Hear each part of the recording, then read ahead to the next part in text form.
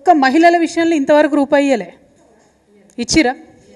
అదే అక్కడ పెద్ద పెద్ద వ్యాపారవేత్తలు బ్యాంకులను మొత్తం లూటీ చేసి లోన్లు ఎగబెడితే 16.5 లక్షల కోట్ల రుణము మాఫీ చేసి, వాళ్ళు ఎక్కువ మంది కూడా లేరు, 15-20 మంది ఉన్నారు అంతే. అదానీలు అంబానీలు ఆ స్థాయిలో ఉన్నోళ్ళు ఒక 15 నుంచి 150 మంది వరకు ఉన్నారు. వాళ్లకు మాఫీ చేసిన రుణము 16.5 లక్షల కోట్లు.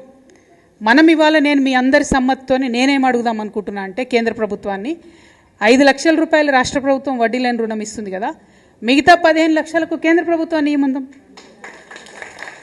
వాజిబే కదా నేను అడిగేది, వాజిబే. ఇప్పుడు ఎక్కువ కూడా కాదు, అది 1500 కోట్లేమో అవుతుంది మొత్తం సంవత్సరానికి. అది కేంద్ర ప్రభుత్వం ఇవ్వచ్చు కదా. నిజంగా ఆడబిడ్డల మీద ప్రేమ ఉంటే, నిజంగా ఏదో చేయాలనుకుంటే ఎందుకు ఇవ్వద్దు కేంద్ర ప్రభుత్వం? ఏమి ఇచ్చింది మనకి ఇప్పటివరకు మహిళలకు కేంద్ర ప్రభుత్వం? డైరెక్ట్ ఏమని ఇచ్చిందా? మళ్ళీ నిన్న కూడా గ్యాస్ సిలిండర్ ధర 50 రూపాయలు పెంచేసారు. అవునా కదా?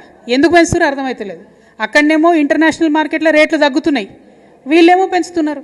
ఎందుకు పెంచుతున్నారంటే మా మోడీ ఇంత గొప్పోడు అంత గొప్పోడు అంటారు. ఎంత గొప్పోడైతే మాకేంది భయ్, ఇంటికి 50 రూపాయలు పెన్షన్ మాకు టెన్షన్ పెడుతురు కదా. నేను అనేది ఏంటంటే, కేంద్ర ప్రభుత్వం డైరెక్ట్గా ఇంతవరకు ఆడబిడ్డలకి